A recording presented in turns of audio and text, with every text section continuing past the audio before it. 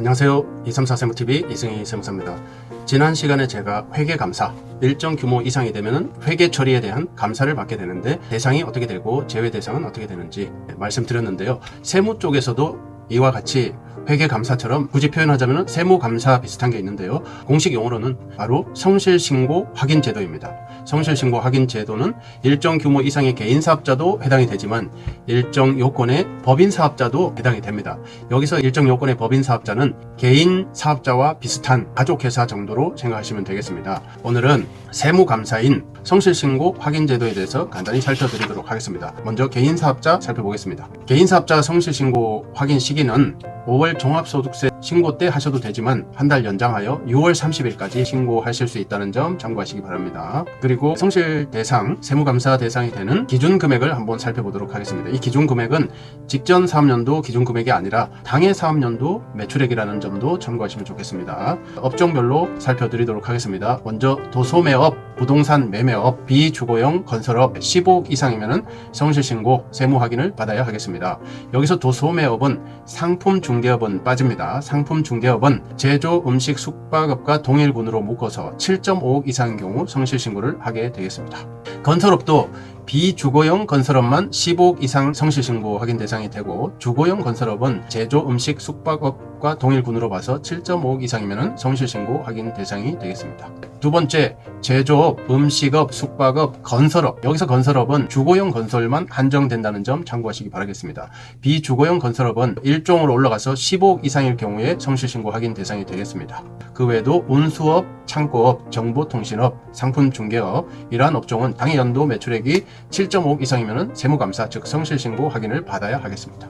그리고 마지막으로 서비스업 등 3종 업종인데요. 부동산 임대업, 일반적인 부동산업, 부동산 매매업 제외되겠습니다. 부동산 매매업은 일종으로 봐서 15억 이상일 때 성실신고 확인 대상이 되는 거죠. 그 외 전문 과학 기술 서비스업, 사업시설 관리업, 사업 지원 및 임대 관련 서비스업, 교육 서비스업, 보건업, 사회복지사업, 예술, 스포츠, 여가 관련 서비스업, 그리고 수리 및 기타 개인 서비스업 이런 업종들은 당해 연도 매출이 5억 이상이면 성실신고 확인, 즉 세무사에 의한 세무감사를 받아야 하겠습니다. 말씀만 드리면 내용이 확 와닿지 않기 때문에 사례를 하나 들어보겠습니다.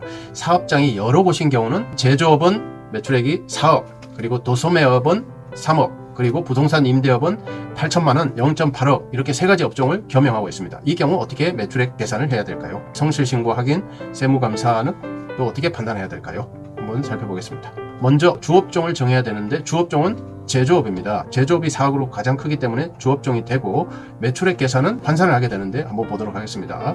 기준 수익금액 환산은 먼저 주업종 제조업 매출액 4억 플러스 도소매업 매출액 3억을 주업종으로 환산해야 됩니다. 그래서 3억 곱하기 3억 분의 1.5억. 도소매업은 복식부기 기준금액이 3억이라 분모를 3억으로 잡고 제조업은 기준 수익금액이 1.5억이니까 3억 분의 1.5억 그러니까 1.5억이 환산되겠습니다. 그리고 부동산 임대업 8천은 8천만원 곱하기 기준금액이 7,500만원이니까 분모가 7,500만원으로 들어가고 분자는 역시 제조업 기준인 1.5억 그래서 0.75분의 1.5억 해서 1.6억이 환산되겠습니다. 그래서 제조업 4억 도소매업 환산한 금액 1.5억, 그 다음에 부동산 임대업 환산한 금액 1.6억 이렇게 다 더하니까 7.1억이 나왔습니다.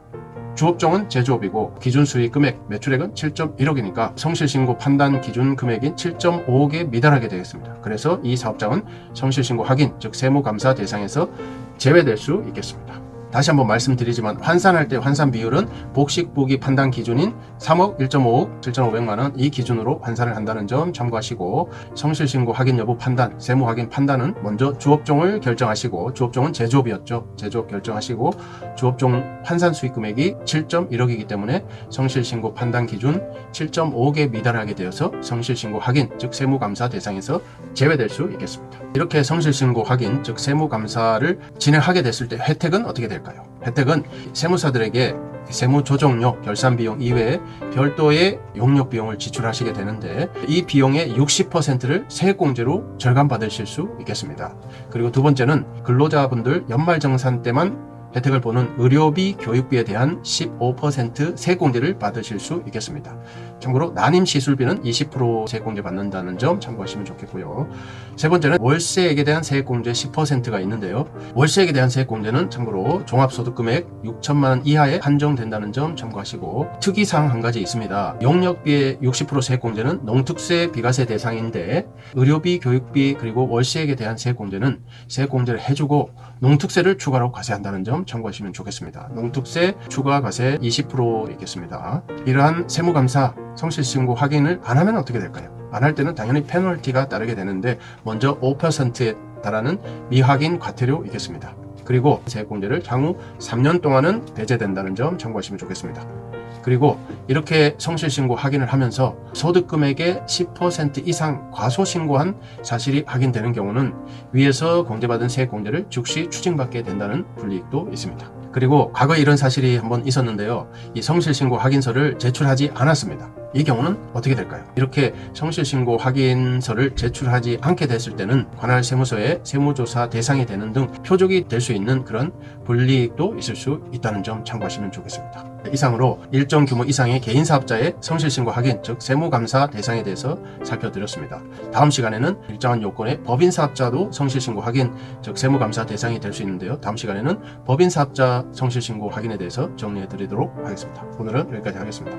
감사합니다.